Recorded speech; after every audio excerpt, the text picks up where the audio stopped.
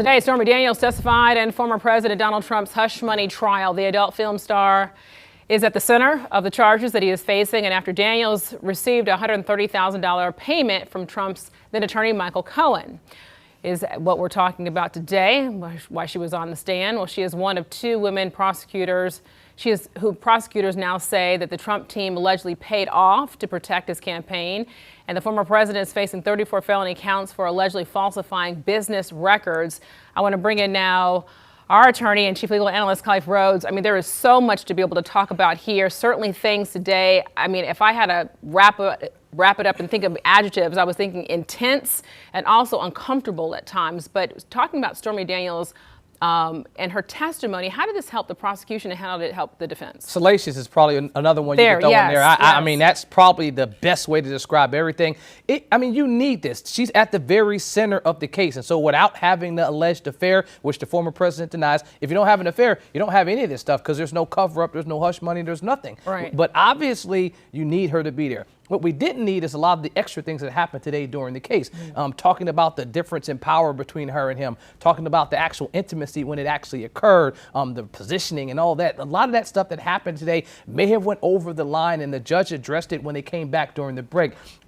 In terms of how it helped paint the picture of her that, listen, I was there, this happened, this payments that happened to me was real, this incident was real, I'm a real person. She made it very clear she does not like Trump. Right, I don't like him. And she got that out on the prosecution side when they asked questions, and she got it out on the defense side. I mean, the very first question that the defense said was, do you like him? No, I don't like him at all. When they asked her, did you want to date him originally on her direct, she said, nope, I turned him down. I basically said, I don't want anything to do with this man. Her publicist pushed her to date him. And so you got a lot of the personal sides out of it. It helped both sides, but also in terms of appeal, if they ultimately is convicted, they'd have preserved for appeal the process when they asked the judge to declare a mistrial, because specifically when they didn't object multiple times, the judge said you had an opportunity. At least they got it on the record saying, Your Honor, you should dismiss this case because we can't get a fair trial. Basically, her entire testimony should be thrown out. Okay, another point to this case, too. The judge has also threatened Trump with jail time again. So he's now been fined $10,000. I want to take a listen to let our viewers in on what the Speaker Johnson now had to say about this.